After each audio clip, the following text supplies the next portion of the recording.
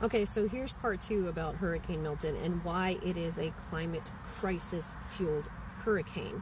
With all the conspiracy theories about how the government has secret Jewish lasers or whatever out there that control the weather, a lot of people are ignoring the direct influence of climate change and global warming on hurricane activity. And I've actually made notes to make sure I cover all of the major sectors because there's a lot. I wrote about this for Mesoscale News, so you can read it in detail there. I made this portion of it free because it's important, but we're going to talk about some of the ingredients that hurricanes need and how those have changed since, the Industrial Revolution. So the first is forward speed. That is the speed at which a hurricane moves across the surface. So speed is down 17% since 1900.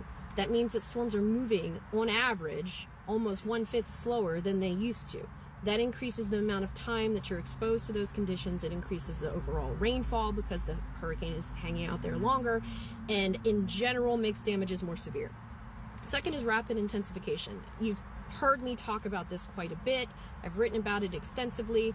It is the ability for storms to, over abnormally record high water temperatures, have deep convection that leads to a surge in strength over a short period of time.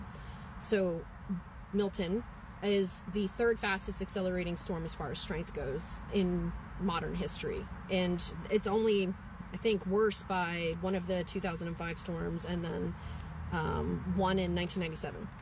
So it is rapidly intensifying. Helene did the same thing. Michael, Harvey, Irma, all of these storms that went from, it's a category 1, it's no big deal, and then boom, it's a 5 by the time you go to lunch. That's rapid intensification, and it is a very recent phenomena. Third is rainfall. So scientists have already reviewed all of the rainfall and tropical data related to Hurricane Helene, which just hit Florida 2 weeks ago, and have determined that between 40 and 70% of that excess rainfall was caused directly by climate change.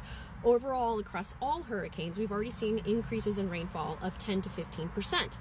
That's across all storms, period, since 1900. And it's even worse for the latter half of the last century, so since 1970 when satellite data started. We have more wind. Stronger storms means more wind, on average between 10 to 15% higher wind speeds, max wind speeds associated with storms, and more category 3, 4, and 5, what we refer to as major hurricanes, over the last 50 years. Mean latitude and polar shift means that the hurricanes that are forming are reaching their peak intensity closer to the poles and away from the equator and the tropics than ever before. You could think about how Hurricane Kirk, which I wrote about recently, was managing to have tropical features in the 41st or 2nd latitude north. That's nowhere near the tropics. And this poleward shift is because waters are warmer further out. The tropics are shifting outward, which means that there's warm water there to fuel hurricanes further out than they've ever been before. And that creates a lot of hazards for places that are not typically used to experiencing hurricanes, let's say like France and Germany, which Kirk was threatening earlier. The next one is seasonality. So hurricane seasons are getting longer, and we're seeing more intense storms later and earlier in the season than we typically have. Right now, hurricane season is half the year. People don't realize that, but it starts on June 1st and ends November 30th. But given the increase of storms that we've seen in the early late seasons, we might have to extend the hurricane season to be 2/3 of the year. But we are seeing more and stronger early and late season hurricanes. And one of the big ones is sea level rise. So we've already increased sea level rise since 1880 about 9 inches.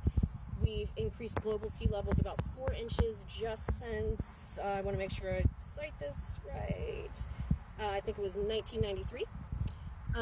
So that's a significant increase in global sea level.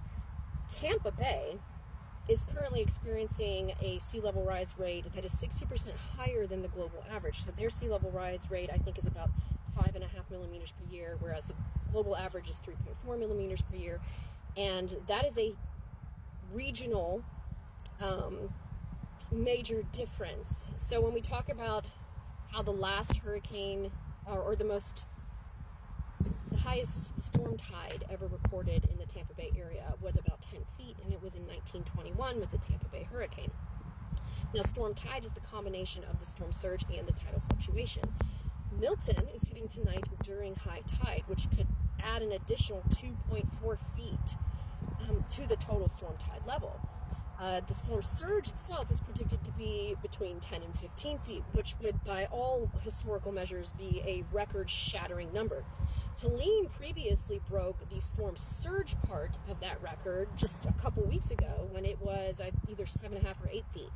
So this is an area recently wrecked by a record-shattering storm surge, about to endure a significantly higher level of storm surge that hasn't had a major hurricane before Helene hit them since 1921, when the shoreline was far less developed and densely packed.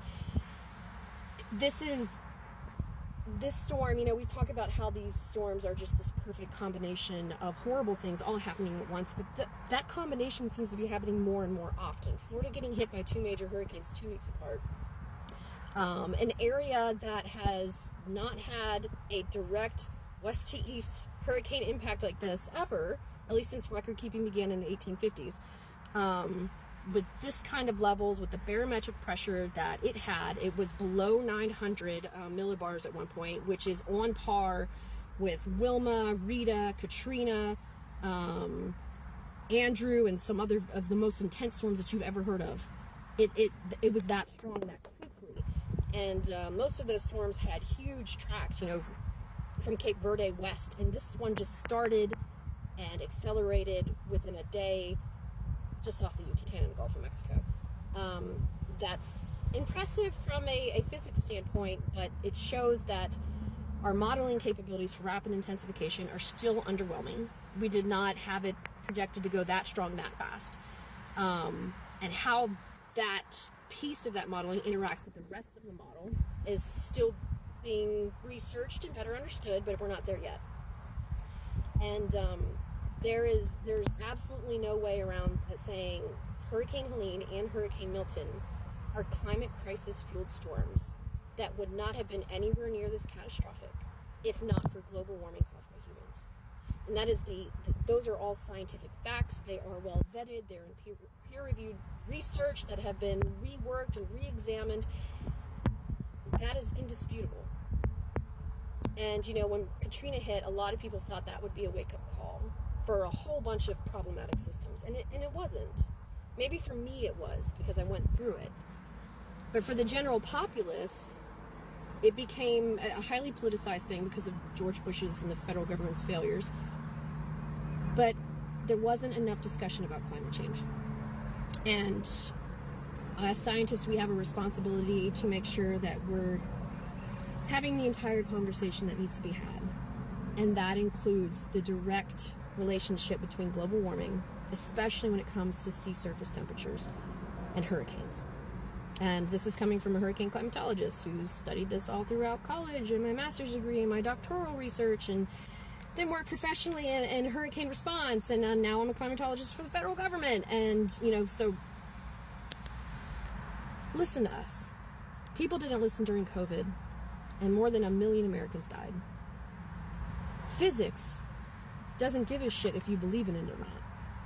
It's going to happen. And if you don't want this to continue happening, or to increase its rate, or to become 5-fold worse in 100 years, then we have to do something. And that starts with that conversation.